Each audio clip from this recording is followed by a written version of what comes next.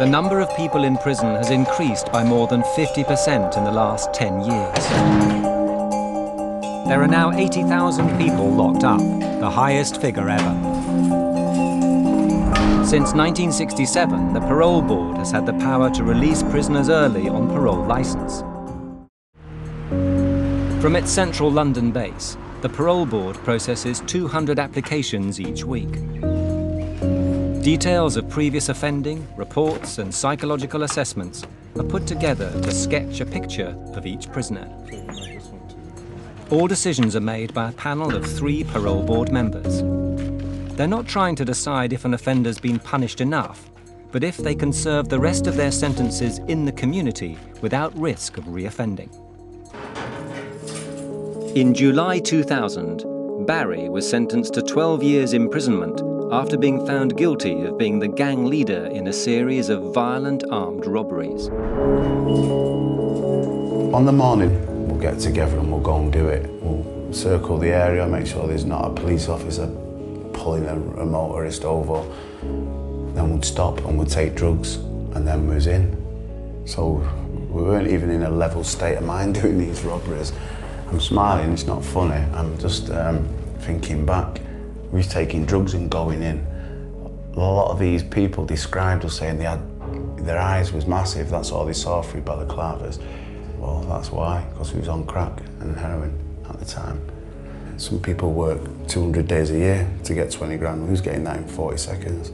All right, split it 3 ways, but we could do that 3 times a week if we wanted to.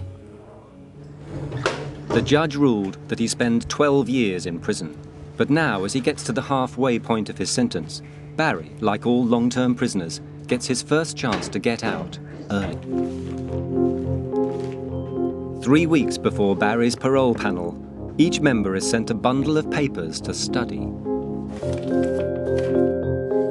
The armed robber will be assessed by a management consultant, Linda McHugh, a practicing solicitor, Julia Holman, and a former Labour councillor, Leslie Hilton.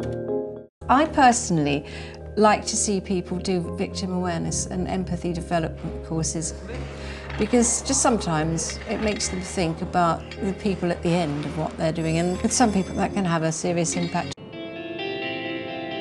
Barry has shown an understanding of the impact on his victims of his armed robberies, but the Parole Board need to be sure that if he gets out and needs money, he won't return to crime. With no chance to meet the prisoner, these 3 must use the dossier alone to decide if he'd be a danger to the public if they let him out now. This is the offender and the offence. Carefully planned and executed robberies involving the use of a stolen getaway car, scanners to listen into police radio channels, a group of men wearing dark clothing and balaclavas, carrying firearms as well as implements such as baseball bats and sledgehammers, bursting into the premises, threatening the staff, and then fleeing with relatively large sums of money. That's a very concisely put description of an extremely frightening robbery. But we're not in the business of setting what would be an appropriate punishment for the offence. The judge has made that decision.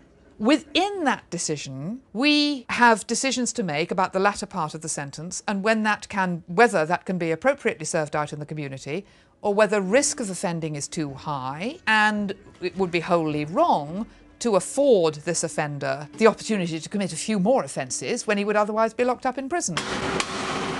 Now, 12 years is a big sentence, even for a crime as serious as armed robbery. So the first thing I'm going to do is look at his record and see what has prompted that.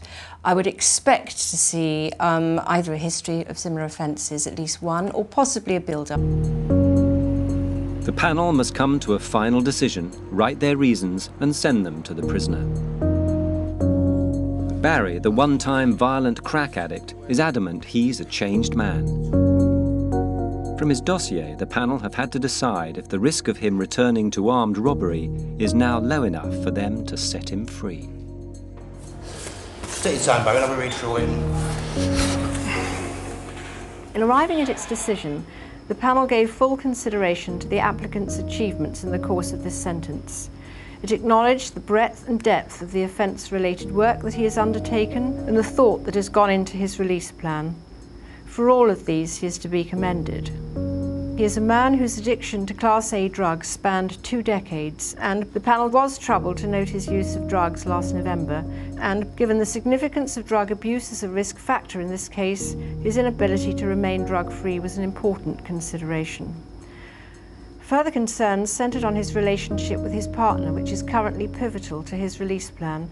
A breakdown in this relationship, or the failure of his partner's business venture, could leave him without financial resources and thus at a heightened risk of reoffending.